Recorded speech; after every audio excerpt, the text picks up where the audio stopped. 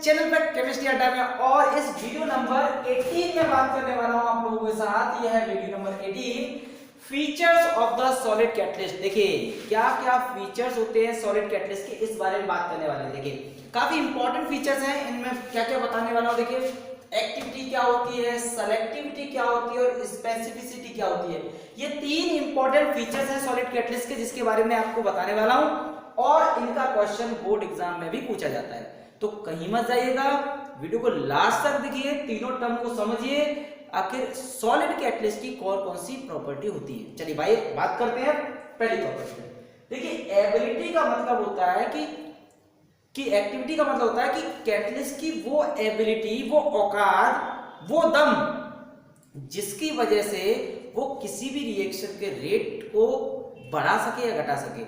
यानी कि the ability of a catalyst to increases और decreases the rate of chemical reaction, it is called activity. आखिर उसकी activeness क्या है, क्या क्या कर सकता है, तो ये होती है कैटलिस्ट की पहली प्रॉपर्टी, एक्टिविटी। यानी कि it is the ability of a catalyst to increases और decreases the rate of chemical reaction.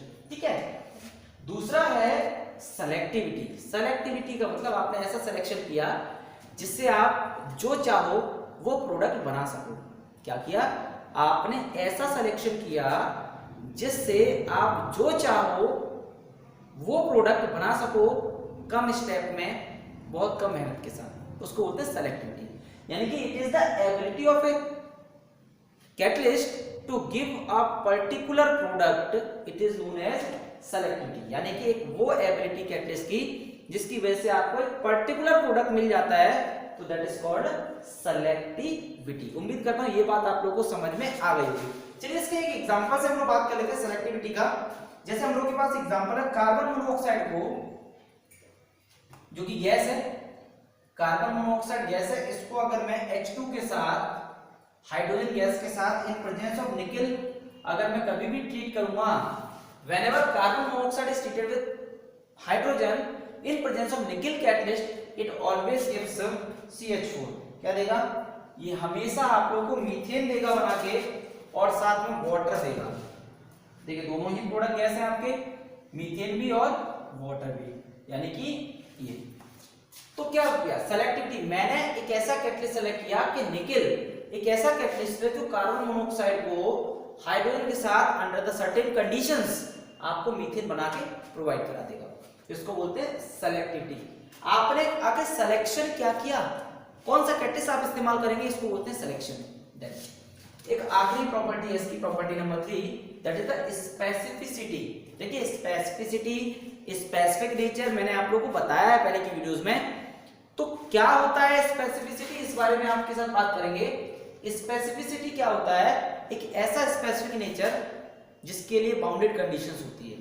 या क्या है कि ये वो स्पेसिफिसिटी होती है, इसका मतलब क्या होता है कि एक्शन का, किसी भी कैटलिस्ट का वो एक्शन जो स्पेसिफिक नेचर का होता है, मतलब जो कैटलिस्ट केवल और केवल किसी एक रिएक्शन को कैटलाइज कर सके, उस कैटलिस्ट से किसी दूसरे रिएक्शन को कैटलाइज ना किया जा सके, इसको बोलते हैं specific nature. Means bounded condition. आपका अगर एक कैटलिस्ट है तो केवल और केवल एक रिएक्शन में इस्तेमाल होगा और एक पर्टिकुलर प्रोडक्ट देगा, फिर वो दूसरे रिएक्शन में वो कैटलिस्ट इस्तेमाल ना हो, कोई दूसरा प्रोडक्ट ना दे, इसको बोलते हैं स्पेसिफिक नेचर। मतलब बाउंडेड कंडीशन कि अगर आप कार्बन मोनोऑक्साइड और हाइड्रोजन को रिएक्ट करते हो इन प्रेजेंस ऑफ निकल, तो आपको मीथेन मिलना है, ये इसका स्पेसिफिक नेचर है। इन दोनों के साथ निकल अगर आप लेके चलोगे तो आप लोग को मीथेन मिलेगा। वहीं अगर मैं इथीन लेके चलता हूं, इसको H2 के साथ मैं रिड्यूस कराता हूं in presence of nickel at 523 से लेकर 623 केल्विन टेम्परेचर, तो यहाँ पे ये मीथेन से इथेन देता है। ये क्या मिलेगा, इथीन से इथेन। तो हर एक रिएक्शन में रिएक्टेंट जो फिक्स हैं, उनके साथ जो कैटलिस्ट इस्तेमाल हो रहा है under the certain condition of temperature and pressure, ये भी मेन होती है। तो आपको एक पर्टिकुलर प्रोडक्ट मिलता है, इसको बोलते हैं स्पेसिफिसिटी। यानी कि all the catalyst are highly specific in nature, मतलब वो केवल और केवल कुछ एक ही रिएक्शन में आपको कैटलाइज कर सकते हैं, दूसरे रिएक्शन को कैटलाइज नहीं करते हैं। उम्मीद करता हूं आप लोगों को सारी प्रॉपर्टी क्लियर समझ में आ गई होगी।